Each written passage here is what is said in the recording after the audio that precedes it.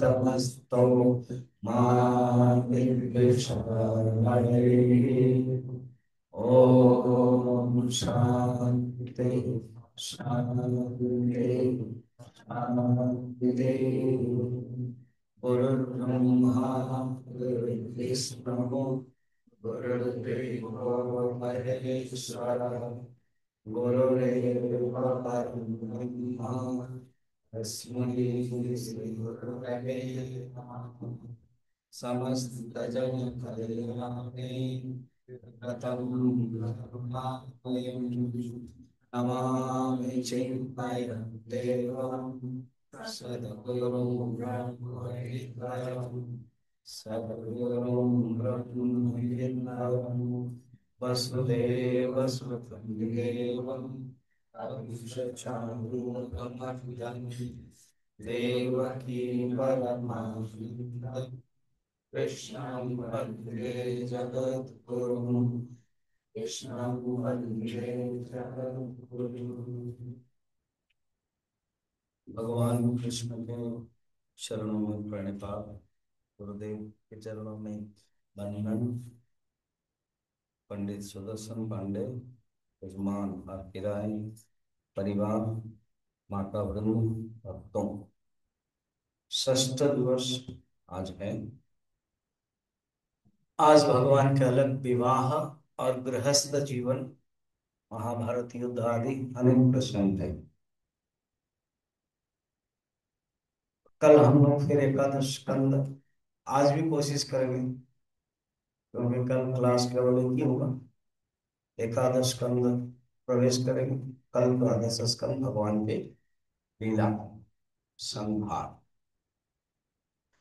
भगवान का जो विवाह हो गया, तो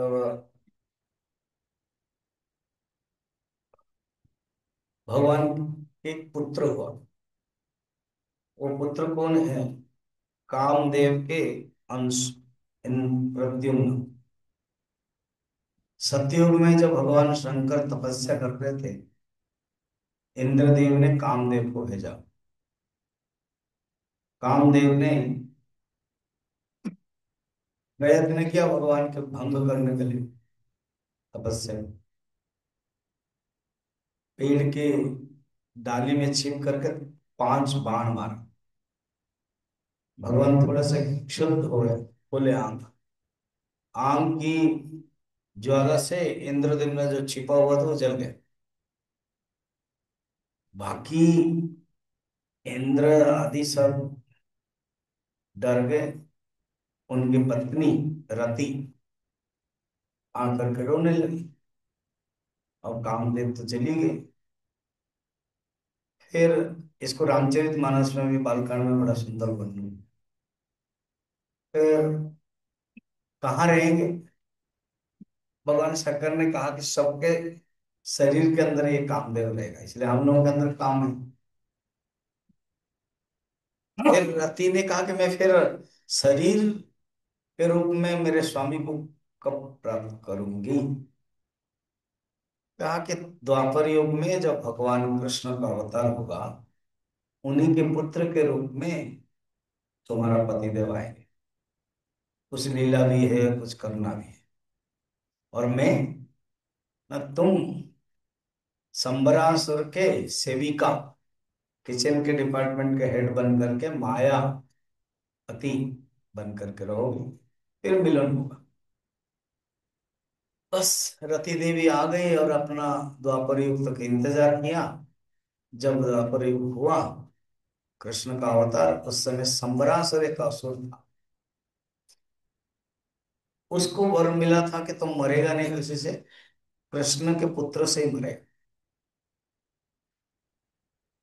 तो जब कृष्ण भगवान के पुत्र हुआ प्रद्युम्न, 10वां दिन में, छठा दिन में तो खुद भगवान के लिए पूतना आई थी, और उनके बेटे के लिए 10वां दिन। ये सब कथा से ये सीखते हैं, भगवान भी हो या भगवान के बेटे हो या कामदेव हो, इस पृथ्वी में जगत में आओगे तो दुख है। तुमको पूतना कभी मारेगा, मारेगी, तुमको कभी नरकासुर चोरी करके लेके जाएगा। ये हमारे जीवन की कहानी है। दुख होगा, हम दुख से डरना नहीं है, हम दुख से डरते हैं। और दुख के बारे में सोच सोच के ना अध्यात्म में नहीं आ पाते। अगर ने प्रवचन, कहाँ प्रवचन, दुख से तो नहीं निस्सार नहीं हो रहा है प्रवचन का। अरे दुख कभी निस्सार नहीं होगा। वो दुख क्यों आया, दुख कैसे जाएगा, दुख तकलीफ देता है, ये सब दुख के ही इर्द गिर्द घूम रहे हैं। और दुख बढ़ता है। हमें भगवान का चिंतन करना है। और भगवान ने बड़े साहस से, या भगवान के बेटे ने भी, वैसे हमें भी इस दुख से पार पाना। अब कथा ये, इसमें संबरासुर को तो पता ही था। अब सोचो, भगवान कृष्ण के पुत्र है, द्वारका है, सब वैभव है, पहला पुत्र है, राजकुमार है, क्या खुशी नहीं होगी। सब खुशी से है। अब पुत्र जब जन्म होता ना, सूती का गृह में रहते हैं कुछ दिन तक। वो सब चिकित्सा व्यवस्था होती। वो छद्म में कोई एक सेवक बन करके सम्रासुर 10वां दिन का लड़के को चोरी करके ले गया। और वहां तो दुख की हालत हुई, सब रोने लगे। इसने क्या किया, सोचा कि सम्रासुर आकाश मार्ग में निकल गया, क्योंकि द्वारका से आएगा पृथ्वी तत्व के तो जल पार करना पड़ेगा। उसने आकाश मार्ग निकल गया, सोचा कि ये इसको ढो के क्या रखना है, छोटा सा बच्चा है, शायद टट्टी भी कर देता होगा। तो उसने क्या फेंक दिया समुद्र में। वो सोचा कि गया, इतना बड़ा आकाश से मैं भेज रहा हूँ, छोटा सा लड़का मर जाएगा। आकर के चुपचाप रहने लगा। सोचा कि मैं अपने मार दिया शत्रु को। अब इधर क्या हुआ, समुद्र में तो प्रद्युम्न गिर गया, एक मछली खा ली। जब उसको मछली खा ली, तो जो केवट लोग हैं, जो धीवर लोग हैं, जो मछुआरे हैं, वो बहुत मछली को पकड़ते थे। ये एक बड़ी मछली थी जिसमें खा लेता, पेट फुला हुआ था। ये बड़े मछली सोच करके संबरासुर को भेंट दिया। देखो, जो संबरासुर शत्रु को मारने के लिए दूर हुआ, अब शत्रु घूम फिर करके संबरासुर के पास आया।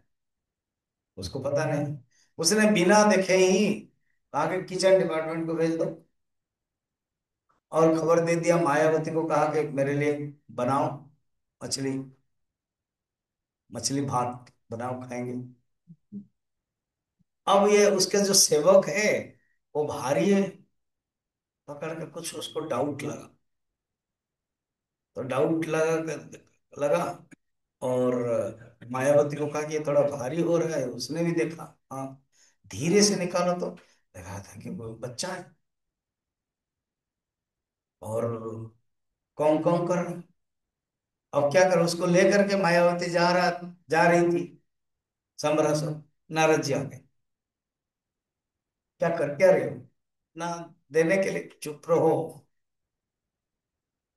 सुनो धीरे से, सीक्रेट, यही कृष्ण का पुत्र प्रद्युम्न यही मारेगा, और तुम काम के पत्नी और रति, यही कामदेव प्रद्युम्न बन का है, तुम्हारा पतिदेव है ये। इसको संभालो, बोलो मत किसी को। बड़े होने पर इसको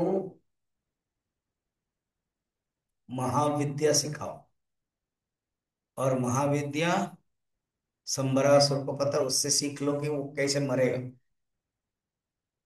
इनको बताओ, और वो मारा जाएगा। तो रति खुश हो गई, नारद जी चले गए। अब ये बच्चे को बढ़ाने लगे। तो बच्चे तो छोटे हैं, ये माँ के भाव में सेवा करते थे। एक दिन जब रति पत्नी का भाव दिया, तो आप है कौन, ऐसे क्या है, तो उन्होंने कहानी बताया। सचमुच आप कामदेव हैं, पत्नी हूं, नारद जी ने कहा था। अब इनको मारना है। कैसे मारना है? महाविद्या बता दिया।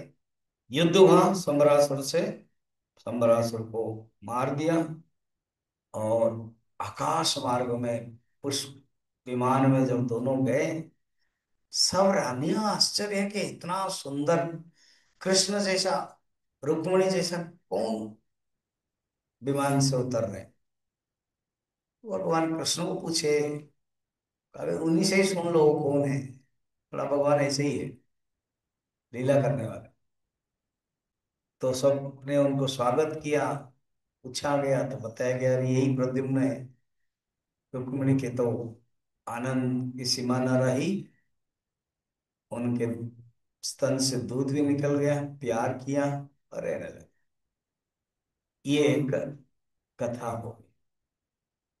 अब एक एक ऐसी कथा आएगी जिसमें दो दो विवाह हो जाएगा भगवान।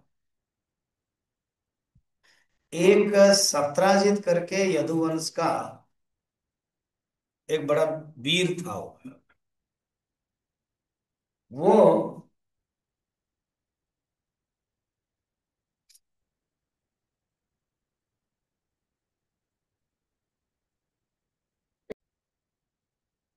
वो वो हंसी मजाक का एक अध्याय है, 60 अध्याय, उसमें सुनो, बड़ा इंटरेस्टिंग है। एक दिन भगवान, सवेरे सवेरे भगवान कृष्ण रुक्मिणी के महल में पलंग पर आराम से बैठे हुए थे।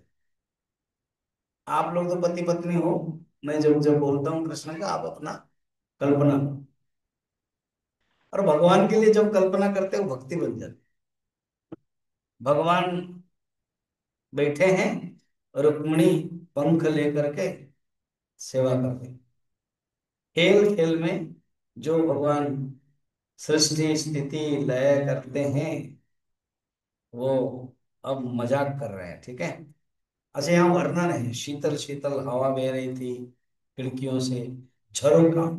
आप मत समझना कि उस समय के बिल्डिंग में झरोका नहीं था, एसी नहीं था, सब कुछ था, सब सिस्टम। दूध के फेन के समान कोमल उज्जवल बिछोना पड़ा हुआ था, बिछोना समझ रहे हो। फिर पलंग पर ऐसे बैठे थे। अब चंवर ले रहे थे, रत्नों की डंडी लगी हुई थी चंवर में। और लक्ष्मी के अवतार रुक्मिणी सेवा कर रही थी। अब भगवान ने कह दिया, बड़े बड़े नरपति शिशुपाल आदि तुम्हें विवाह करना चाहते थे। तुम्हारा भाई, तुम्हारा पिताश्री भी उन लोगों से विवाह कराना चाहते थे, मगर तुम उन लोगों से ना करके तुमने क्या देखा मुझसे कि मुझे प्यार किया।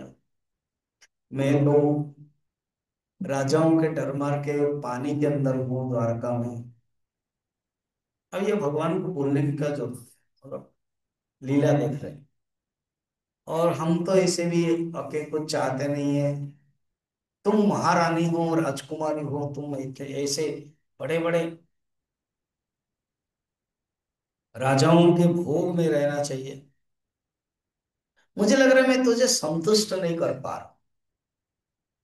कहा, मैं तो बिजी रहता हूँ, हस्तिनापुर भाग जाता हूँ। और ये विवाह ऐसे सब लोगों ने चाहा, मुझे विवाह करना पड़ा, मैं सबको ध्यान देना पड़ता है। तो तुम्हारा तो ध्यान बट गया ना, ये 16,000, 16,000 कितना, 108 बट गए। जब राम थे देखो केवल सीता, मगर बट गया, तुम दुखी होती होगी। इसलिए मुझे जो लग रहा है ना, कितने बड़े बड़े वीर भारतवर्ष के हैं, शाल्व, जरासंध, दंतवक्त्र आदि सब है। और तुम्हारा भाई रुक्मी भी चाहते थे साथ, तुम्हारे साथ विवाह शिशुपाल के साथ। ये सब न करके तुमने ये किया। भगवान क्या है ना, कुछ ही दिन से देख लिया रुक्मिणी के अंदर थोड़ा सा अहंकार आ गया।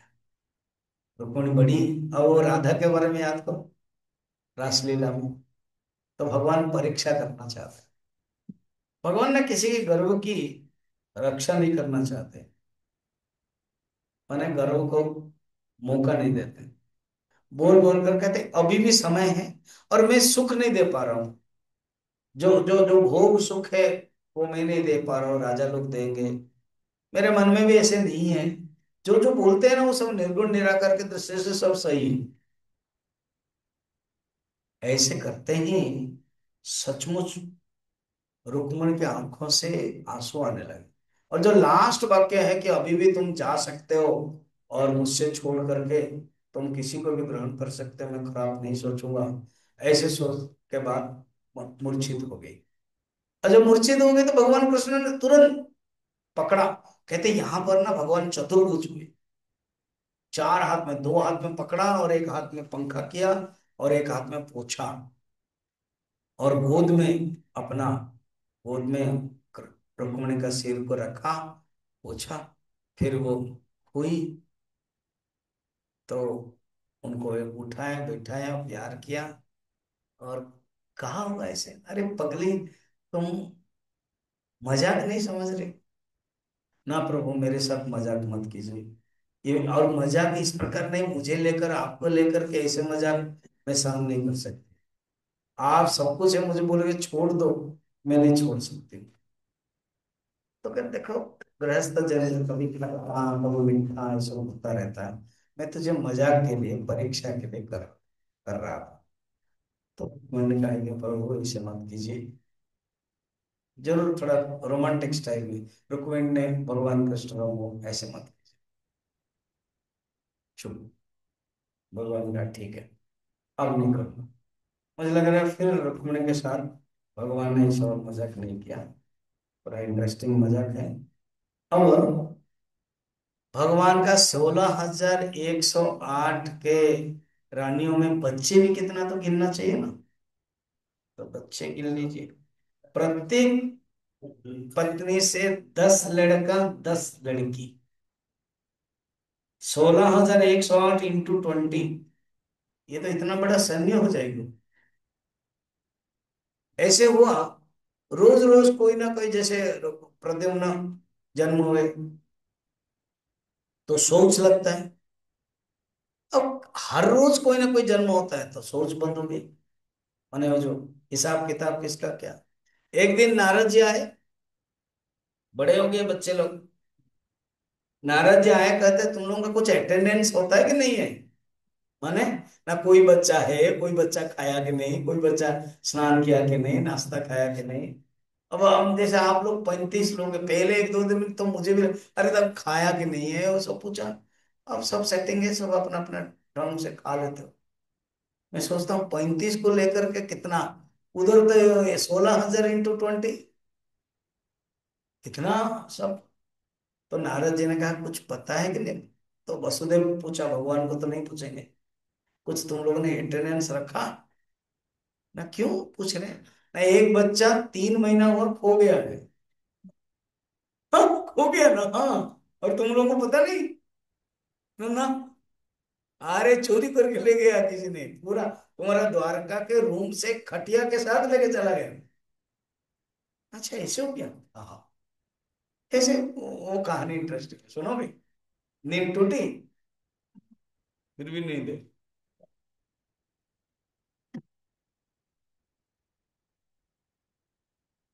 काशी नरेश उसका नाम है, बाणासुर। उसकी एक बेटी थी, क्या बेटी का नाम है, उषा।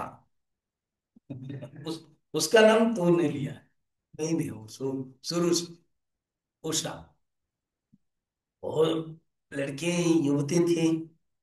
एक दिन स्वप्न देखा कि एक सुंदर पुरुष घोड़े में आकर के उनकी जो चुनरी है वो लेके गए और बाद में चुनरी पहुंचाया।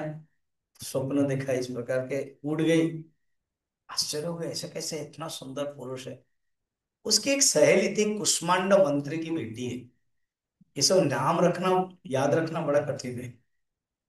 तो कुष्मांडा मंत्री की बेटी है चित्रलेखा। उसको ज्योतिष विद्या, चित्र सब कुछ पता था।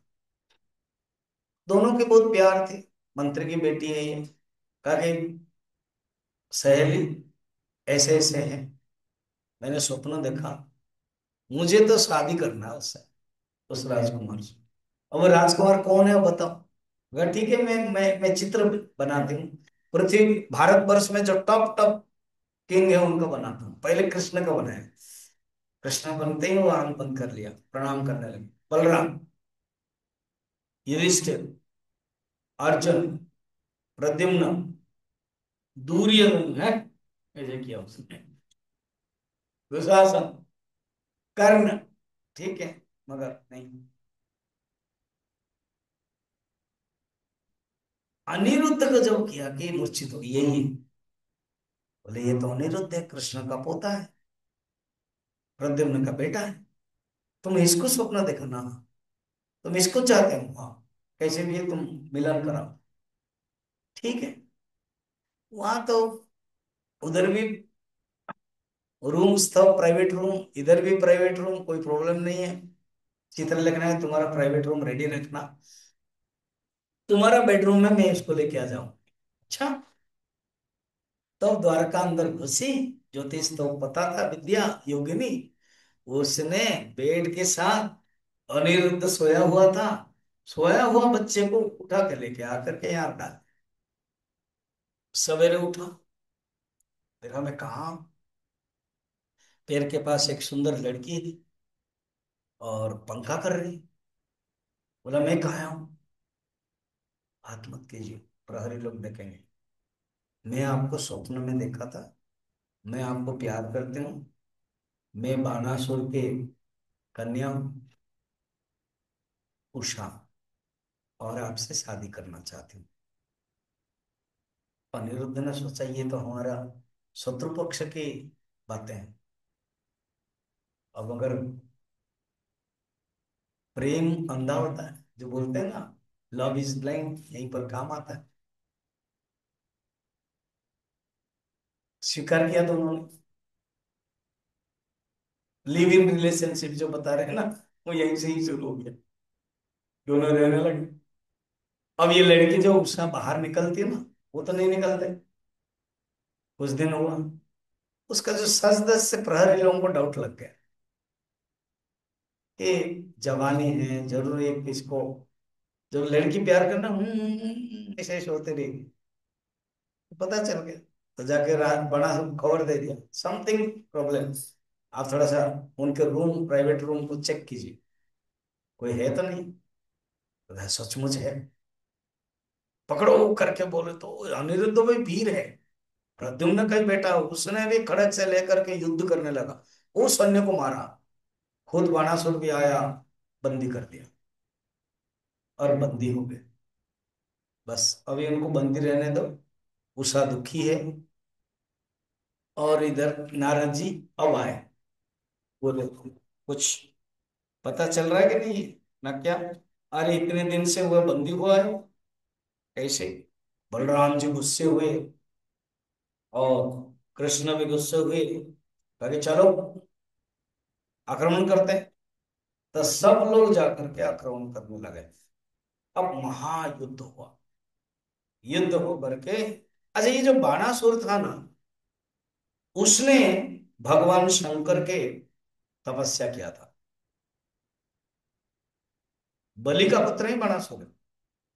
शिव जी का तपस्या किया था, 1000 हाथ था उसका। भगवान शंकर से कहा, किया था कि आप मेरे राजधानी को रक्षा करें, इसलिए भगवान शंकर यहाँ आए। जगन्नाथ पुराण में भी कथा है। पार्वती को थोड़ा सा सब लोग चिढ़ाने लगे कि तुम्हारा पतिदेव कुछ काम नहीं करते हैं, चुपचाप केवल ध्यान करते रहते हैं, ना घर है ना कुछ है, छोटा सा 2 BHK भी नहीं बना पाते हैं, एक एक सिंगल डबल बेडरूम भी नहीं है तुम दोनों रहने के लिए, वो भी हिमालय ससुराल के घर में रहते हैं। ये दोनों भगवान ना, शिव जी और विष्णु, दोनों ही ससुराल के घर में हैं। शिव जी हिमालय में, और विष्णु सागर में, क्षीर सागर में। सागर ससुर है, सागर से ही लक्ष्मी आई है, दोनों ही ससुराल में।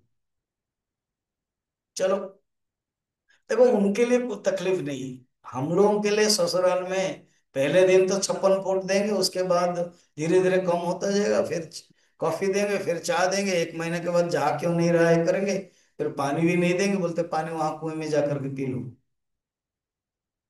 ऐसे व्यवहार होगा। वहां उनके लिए भगवान है वो। मायके ससुर सब समान है उनके। अब पार्वती को दुख लगा। भगवान शंकर को कहा कि हम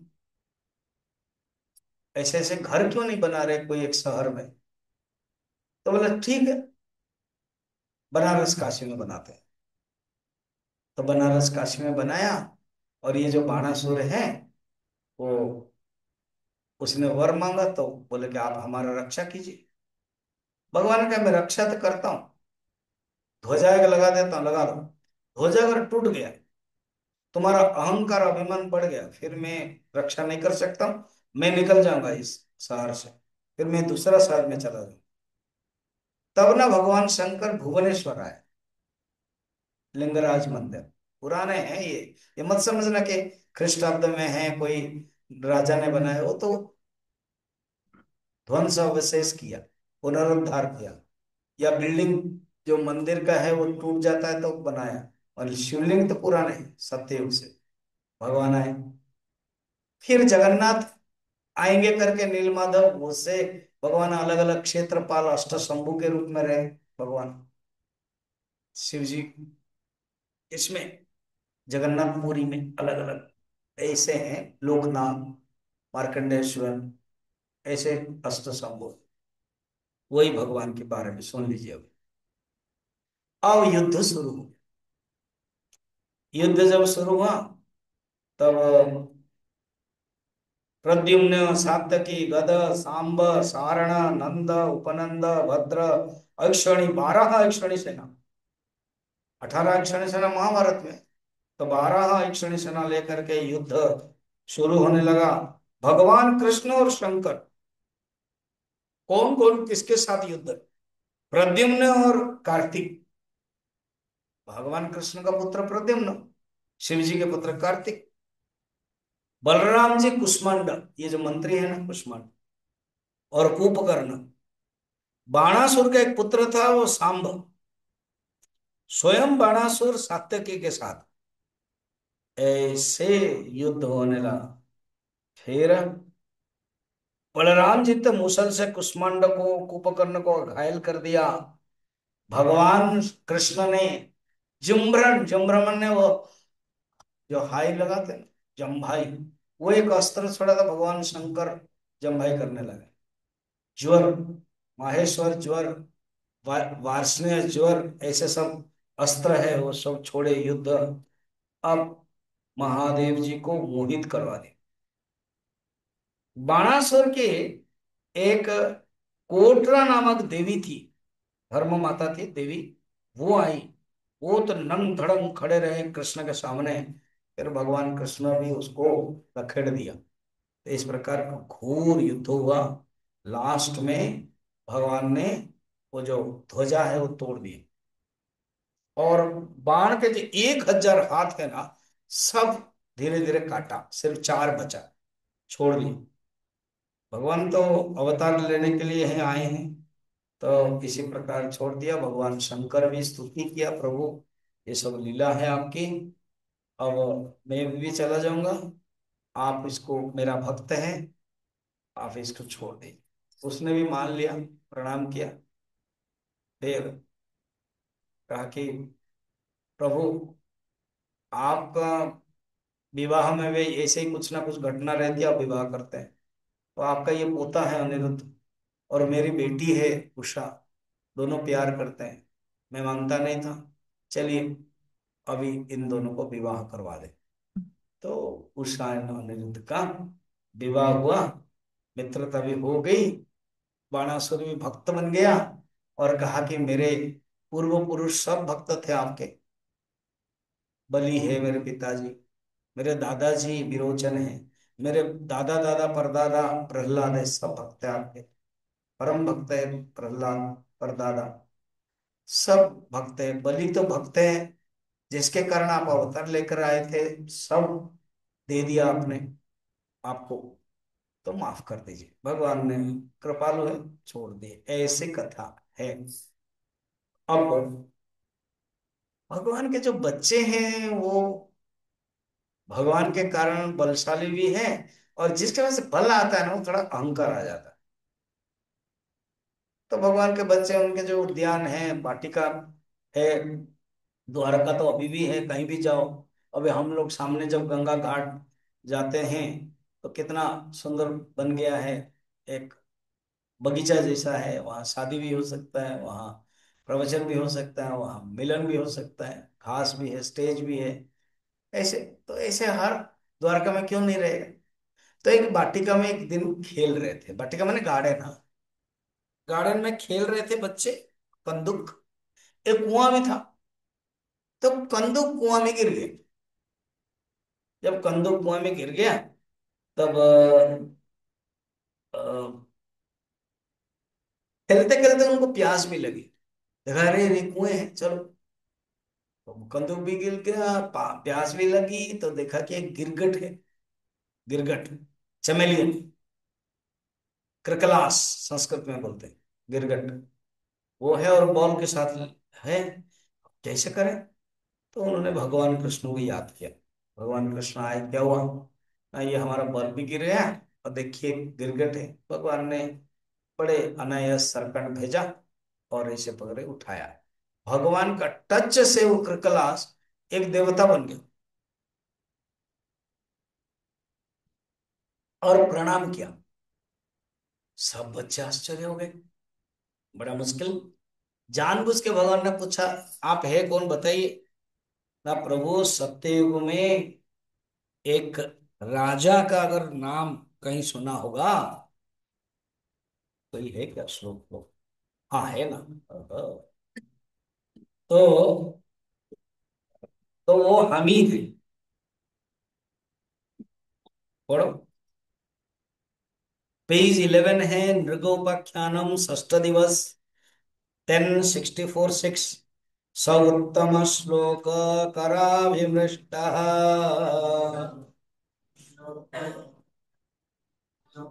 विहाय सत्य कृकला स्वरूपम,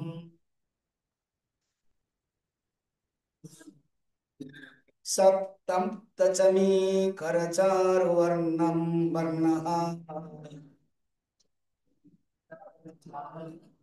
स्वर्गद्भूतालंकरणाम्बरस्रक। स उत्तम श्लोक माने भगवान, भगवान का नाम ही उत्तम श्लोक। श्लोक माने गाना, जिसको गाया जाता है वो उत्तम श्लोक है। सो उत्तम श्लोक कराभिपृष्ट, उनके स्पर्श से ही, कर अभिपृष्ट, स्पर्श, स्पर्श से ही, भगवान के, कृष्ण के स्पर्श से ही गिरगिट रूप गया, और क्या बना, स्वर्गीय देवता के रूप में परिणत हुआ। विहाय, त्याग किया, सद्य अभी तुरंत, कृकलास रूपम, कृकलास गिरगिट रूप को छोड़ दिया। संतप्त चामी करचारु वर्णम, शरीर का रंग तपाए हुए सोने के समान। संतप्त माने तपाया हुआ, और चामी कर चारु वर्णम, ये जो सोना है, चामी कर सोना, चारु वर्णम सुंदर रूप है। शरीर पर अद्भुत वस्त्र है, स्वर्गत अद्भुत अलंकार, स्रक माला, वस्त्र, पुष्प के हार, ऐसे शोभा पा रही थी। अर्थात वो सुंदर देवता। भगवान जानते थे गिरगिट क्यों मिली, मगर जानबूझ के लीला करने के लिए पूछा कि आप बताइए कौन है। तब बताया, प्रभु, सत्ययुग में एक राजा था जिसका नाम है नृग। अगर इतिहास में दान के बारे में कोई पढ़ेगा तो नृग राजा का नाम आएगा। मैं रोज दान देता था, मेरा नियम है, गाय रोज देता था, उसमें हुई स्वर्ण। एक दिन एक ब्राह्मण को दिया, नंबर 1 ब्राह्मण को दिया गाय। वो गाय को उन्होंने बांधा नहीं, ब्राह्मण है, बांधा नहीं। वो गए रात में ही, फिर आ गए वापस में गोष्ठ में, राज राज्य गोष्ठ में, राजधानी गोष्ठ में। वही सेकंड दिन वही गाय को सेवक लोग लेके आ गए, और राजा को मुझे पता नहीं था। सेकंड ब्राह्मण को हमने संकल्प करके वही दे दिया, ब्राह्मण को ही पता नहीं था। सवेरे सवेरे वो लोग जब लेके जा रहे थे, पहला ब्राह्मण देखा कि मेरे गाय कहाँ गई? वो बांधे तो नहीं है, गाय है नहीं। राजधानी की तरफ आ रहा तो वही गाय उसने पहचान लिया, ये तो मेरी गाय है। तुम अभी लेके आए, आ जाओ, पहले आओ राजा को पकड़ते हैं। ये गाय मुझे मिली थी, बासी हो गई, तुमको कैसे दान दे दिया, आ जाओ। तो पूछा राजा को, बताओ ये गाय तुमने आपने कल दिया था ना? हाँ हाँ। फिर ये गाय अभी भी दिया? हाँ। तो सेवक लोगों ने गलती किया, जो भी हो तुम दान के बहाने गिरगिट जैसा कर रहे हो, कभी हाँ कभी ना चेंज कर रहे हो। ब्राह्मण वन को दिया था, हाँ। ब्राह्मण टू को दिया था, हाँ। ये सब कर रहे इसलिए गिरगिट बन जाओ। उन्होंने अभिशाप दिया। फिर हम क्या, गलती हो गई, छोटा सा गलती, मेरी तो नहीं है, कुछ तो माफ कीजिए ना। द्वापर युग में भगवान कृष्ण के स्पर्श से मुक्त हो गए। प्रभु आपके स्पर्श से मुक्त हो गया, अभी मैं सिर्फ राजा नहीं, मैं देवता बन गया, मैं मुक्त हो गया। तो इसी प्रकार भगवान ने, सब ये लोग डर गए, ये आश्चर्य घटना। तो कहा कि बच्चे, हाँ बैठ जाओ। तो बैठ गए सब। भगवान ने उपदेश दिया, कहा कि ब्राह्मणों को अपमान मत करना। देखो इन्होंने किया, भगवान जानबूझ के भावी उपदेश दिया था, फिर भी करेंगे ये लोग, उपदेश देने पर भी। चलो भगवान को कोई नहीं बोल सकता कि आपने बताया नहीं, बताया तो था, सब उपदेश दिया, बताया भी। तो प्रवचन दे करके समापन किया। अब एक दिन बलराम जी को इच्छा हुई, कहा तुमको याद है कि नहीं है, तुमको याद आती है कि नहीं है, किसके बारे में? ब्रज के बारे में। हम लोगों ने कितना खेला था, बचपन के हम लोगों के है। आप लोग ना अपने गांव में जाते होंगे, जहां आपने जन्म हुआ, जहां आपने पढ़ाई की, जहां आपने खेल किया ना। बलराम, भगवान तो बहुत बिजी है। तो बलराम जी ने कहा मैं जाऊं, जरूर चाहिए, मेरे भी संदेश ले लीजिए। तो बलराम जी ब्रज आए, बहुत खुश हुए सब लोग, माँ से मिले, द्वारका, मैंने यशोदा, बल और नंद बाबा वहीं पर ही रुकेंगे ना। सब खुश हुए, बहुत दिन तक रहे, कहते 4 महीने रहे, रोज गोपियों के साथ लीला करते थे, खेलते थे। इसी बीच में बहुत असुरों को भी मारा, एक बंदर था असुर, उनको भी मारा। तो ये वर्णन है। फिर याद करते थे, पौंड्र काशीराज का भी उद्धार हुआ। भगवान याद करते, भगवान को याद करते थे। गोपियां लोग कहते थे कृष्ण हमको याद करते कि नहीं है। तो ये सब हुआ। तो इस प्रकार के लीला होती गई। द्विविध का जो वध है, एक बानर है, वो बलराम जी ने ही किया। तो वो ये सब उद्धार कर गया। अब सांब भगवान कृष्ण के जाम्बवती के औरत से पुत्र था सांब। ये सांब जो है ना बहुत सुंदर था। वो सांब सुंदर था, और दुर्योधन के जो बेटे हैं, बेटी है, उससे प्यार करता था। वो भी प्यार करते थे। दुर्योधन बेटी का आ, स्वयंवर करवाया, दुर्योधन की कन्या, उनका नाम लक्ष्मण। लक्ष्मण था स्वामी जी, अभी रानी के बारे में बताया था, वो भी लक्ष्मण है, ये भी लक्ष्मण, नेम से वो अलग है। सप्तम रानी याद है कि नहीं, मैंने बताया था। तो स्वयंवर जब किया, स्वयंवर में क्या होता है, लड़की चुनेगी। अब सांब क्या किया, बलपूर्वक कन्या का अपहरण कर लिया।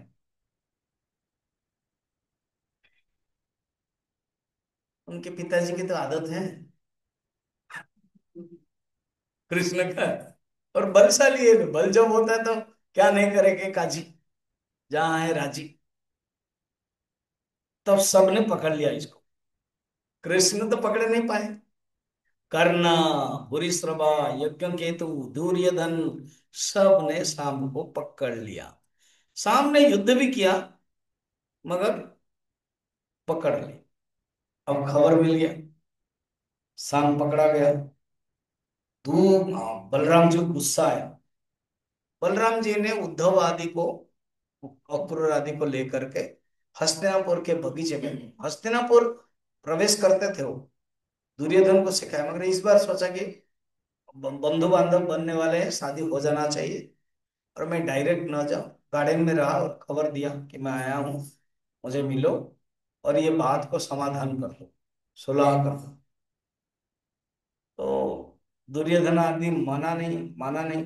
और ये लोग डरपोक है, जरासंध से युद्ध नहीं कर पाते थे। 17-17, 16-16 बार आक्रमण करके, हाँ, परास्त किया उसने। और 17वें बार में ऐसे किया। ये लोग हमारे से क्या, हम लोग कैपिटल में हैं, भविष्य में हमारा हस्तिनापुर ही दिल्ली का माने भारत का कैपिटल बनेगा, उन लोगों से पता था। तो ये हम लोग वीर हैं, दुर्योधन मेनली स्पोक्समैन है। ये क्या है, आए बातें करने के लिए, सुलह करने के लिए, एमओयू करने के लिए। मना कर दिया, बातें भी नहीं हुई ना, हम तो छोड़ेंगे नहीं शाम को। तब बलराम जी को गुस्सा आया, और पता है, हस्तिनापुर को यमुना में डुबाने के लिए पण ले लिया और अपना हल लिया और हस्तिनापुर को लिया। अभी भी हस्तिनापुर थोड़ा टेढ़ी है। आप सोचो, हल से सब डर गए और आकर के प्रणाम किया, और प्रणाम जाकर के नहीं नहीं माफ कर दे, ठीक है, सांब के साथ लक्ष्मण का विवाह हो जाएगा। तो विवाह भी हो गया। इस प्रकार के लीला चलती गई। हाँ, अब बड़ा इंटरेस्टिंग, खुद आप हाँ हाँ हाँ कर देते हो, इंटरेस्टिंग लगता हो, बताओ तभी तो पता चलेगा। भगवान जो बड़ा गृहस्थ है, हम तो पता नहीं एक पत्नी को 3 बच्चे को संभाल नहीं पा रहे, फिर कुछ ना कुछ प्रॉब्लम है। ओ बेटी का शादी हुआ, वो ऐसे हुआ, वो हुआ, बेटा का ये हुआ कुछ, फिर वो बेटा विदेश में, वो आ नहीं रहा है, वो है क्या क्या सब प्रॉब्लम होता रहता है। फिर भाई भाई जमीन ये, भगवान का 16,108 सब चल रहा है, नो कंप्लेन, हंसी मजाक। नारद जी को पता नहीं क्या सूझी, सोचा कि हम थोड़ा परीक्षा करेंगे भगवान कैसे हैं, और कोई प्रॉब्लम तो अंदर तो होगा ही। तो जब छिड़के छिड़काते हैं ना, तो पता चलता है एक प्रॉब्लम है। पहले जब आप बातें करोगे, हाँ सब ठीक चल रहा है, सब ठीक चल रहा है, हाँ, आपके जो ये है वो है, बात करके निकल जाता है क्या ठीक चल रहा है क्या नहीं। तो नारद जी ने सोचा परीक्षा करेंगे, है क्या कोई मंत्र है, देखेंगे। हम्म, है क्या, हाँ ना बोलो, हाँ है ना, हाँ बढ़िया। चलो चलो वो पढ़ेंगे, पहले मुझे इंट्रोडक्शन तो करने दो। 1069, 69 चल रहा है, okay? तो नारद जी ने सुना कि 16,108 शादी हुई है, बढ़िया से दे रहे हैं, चलो भगवान की रहन सहन गृहस्थ परीक्षा करते हैं। एक दिन सवेरे सवेरे नारद जी ने चाय नहीं पिया, नाश्ता नहीं खाया। चाय नाश्ता खा के निकलते तो ठीक होता है, कुछ खाया नहीं, खाली पेट। सोचा कि 16,108 है, कहीं ना कहीं खा लेंगे। नारद है ना, ब्रह्मचारी, हाँ, साधु, उनकी आदत है भिक्षा, मना कर। पहले उनको पता था ये सवेरे सवेरे रुक्मिणी के महल में जरूर होंगे। और रुक्मिणी कौन है, लक्ष्मी का अवतार। नारद जी को देख करके सब सेवक लोग सब रास्ता ही दे दिया। भगवान कृष्ण सवेरे स्नान करने के बाद, भगवान कृष्ण पता है कितने बजे उठते थे? हम लोगों को लगता है कि राम सवेरे उठते थे, फिर उठे ही भगवान राम के बारे में वर्णन है, पिता माता को प्रणाम करते थे, गुरु को प्रणाम करते थे, शौच आदि करके फिर ध्यान करते थे। कृष्ण भी वैसे ही। ब्रह्म मुहूर्त उत्थाय वायु स्पर्श माधव दध्यौ प्रसन्न करणम आत्मानं तमसा परम। ये भागवत का ही श्लोक। ब्रह्म मुहूर्त में 3 से 4 को कहते हैं ब्रह्म मुहूर्त। 3 बजे से लेकर 4 बजे तक ब्रह्म मुहूर्त। 4 प्रहर है, तो जो लास्ट प्रहर है, चतुर्थ प्रहर है, वो 3 से 6 तक। उसी में से जो प्रहर के जो है 3 घंटे का, पहला वाला है ब्रह्म मुहूर्त। उसमें उठ जाते थे भगवान 3 से 4। ब्रह्म मुहूर्त उत्थाय, उठ करके वायु स्पर्श माने शौच स्नान आदि, वो एक ही शब्द में सब हो गया। शौच जाना, लेटिन जाना, ब्रश करना, स्नान करना, सब कर लेना। वायु स्पर्श माधव, माधव शब्द बड़ा प्रिय। सर्व कार्येषु माधव, माधव। फिर क्या करते थे? दध्यौ, दधी खाते थे क्या? नहीं, दध्यौ माने मेडिटेट, ध्यान करते थे। दध्यौ प्रसन्न करणम, अपने मन, खुशी मन से, यानी कि करना पड़ता है, ऐसे नहीं, प्रवचन सुनना पड़ता है, नहीं तो आप डांटते हो, ऐसे नहीं, खुशी मन से प्रसन्न कर्म किसको? आत्मानं तमसा परम, अपने परमात्मा, तमस से परे, अज्ञान अंधकार से परे स्वरूप, सच्चिदानंद स्वरूप ध्यान, ऐसे। तो यहाँ रुक्मणी के बैठे, नारद जी ने सोचा फर्स्ट बेटे की देरी जाए, और जब गए तो भगवान उठ गए। देखना ये 14 नंबर। तम सनिरीक्ष भगवान सहसोत्थितः सपर्यंकतः सकल धर्मवृतं वरिष्ठः आनम्य पादयुगलं शिरसा किरीटा जुष्टेन सञ्जलिर्विवशदासने स्वे। स तम मने नारद, नारद को देखते ही, नारद को देखते ही खुद उठ गए भगवान, और उठ करके मुकुट युक्त सिर से प्रणाम किया। हाथ जोड़ करके उन्होंने अपने आसन पर बैठा है, जो आसन में खुद बैठे थे सिंहासन में, उसमें बैठा दिया, और उनके गंगा जल ला करके धोया, और उनको हाथ जोड़ करके प्रणाम किया ऐसे। फिर बड़ा सुंदर पूजा की, जैसे पूजा करते हैं, पूजा किया, फिर का भाग्य है, ऐसे करके 1 घंटा पूजा तो करते तो 1 घंटा चला जाता है।